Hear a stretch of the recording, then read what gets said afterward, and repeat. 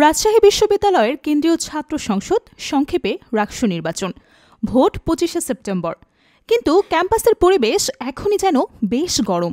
রাকসু নির্বাচনের গুরুত্ব আরও বাড়ে এর ঠিক আগের ডাকসু আর জাকসু নির্বাচনের ফলাফলের কারণে। ছাত্র শিবিরের প্যানেল যেভাবে জিতেছে আর ছাত্রদল প্রায় কিছুই পায়নি, তা এক নতুন আলোচনার জন্ম দিয়েছে। ডাকসুতে ছাত্রদল প্রায় শূন্য হাতে ফিরেছে, জাকসুতেও একই অবস্থা। ২৫টি পদের মধ্যে ২১টি শিবিরের দখলে। এই দুজন জয়ের পর রাকসুতে তাদের আত্মবিশ্বাস একেবারে তুঙ্গে, যা তাদের কৌশলেও প্রতিফলিত হচ্ছে। শিবিরের বিরুদ্ধে পুরনো একটি অভিযোগ প্রায় শোনা যায়, তারা জিতলে ক্যাম্পাসে কড়াকড়ি বাড়বে, হিজাব বাধ্যতামূলক হবে। ডাকসু জাকসুতে ওই প্রচার ছিল, কিন্তু মজার ব্যাপার হলো তাদের সম্মিলিত শিক্ষার্থী জোট প্যানেলে হিজাবি, নন হিজাবি, সংখ্যালঘু এমনকি কোটা সংস্কার আন্দোলনের পরিচিত মুখও ছিল। রাকসুতেও তারা একই কৌশল নিয়েছে।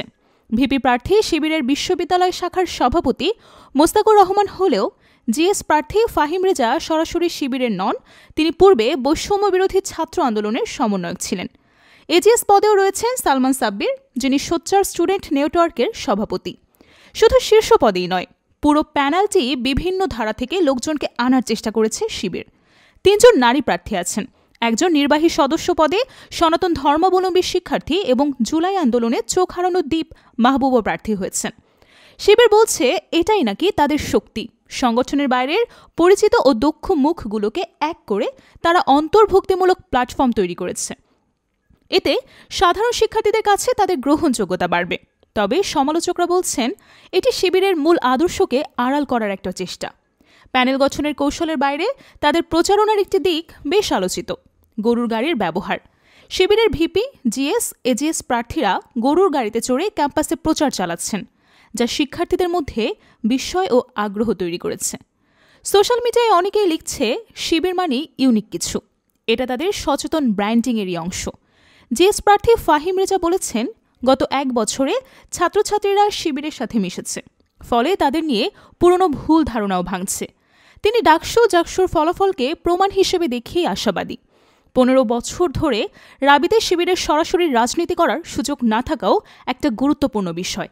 জয়ের আত্মবিশ্বাস এবং নিজেদের প্রমাণের চ্যালেঞ্জ দুটোই এই কৌশলের পেছনেই কাজ করছে। ১৫ সেপ্টেম্বর সোমবার থেকে আনুষ্ঠানিকভাবে প্রচার শুরু হয়েছে। বৃষ্টি উপেক্ষা করেও প্রার্থীরা মাঠে নেমেছেন। ২৩ সেপ্টেম্বর রাত ১০টা পর্যন্ত প্রচারণা চালানো যাবে। একটা গুরুত্বপূর্ণ নিয়ম হলো প্রার্থী আর ভোটার ছাড়া বাইরের কেউই ক্যাম্পাসে প্রচার করতে পারবে না। প্রথম দিনেই সব পক্ষ সক্রিয় ছিল। বিভিন্ন প্যানেলের প্রার্থীরা ছোট ছোট গ্রুপে ভাগ হয়ে পরিচিত জায়গাগুলোতে লিফলেট বিতরণ ও কথাও বলেছেন। তবে ব্যানার, পোস্টার বা ফেস্টুন এখনও তুলনামূলকভাবে অনেক কম। ছাত্রদল তাদের ভিপি প্রার্থী শেখ নুরুদ্দিন আবিরের নেতৃত্বে সকাল থেকে প্রচারণা শুরু করেছে। ডাকসু জাকসুর পর তারা এবার হয়তো মরিয়া হয়ে লড়বে। শিবির সমর্থিত সম্মিলিত শিক্ষার্থী জোট সক্রিয়।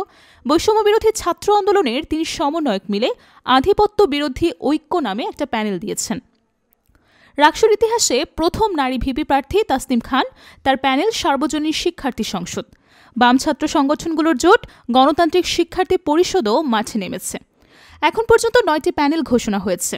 ক্যাম্পাসে আলোচনা চলছে যে শিবিরের একটি সলিড ভোট ব্যাংক থাকায় বাকি ভোটগুলো এতগুলো প্যানেলের মধ্যে ভাগ হয়ে গেলে তার সুবিধা শিবির পাবে।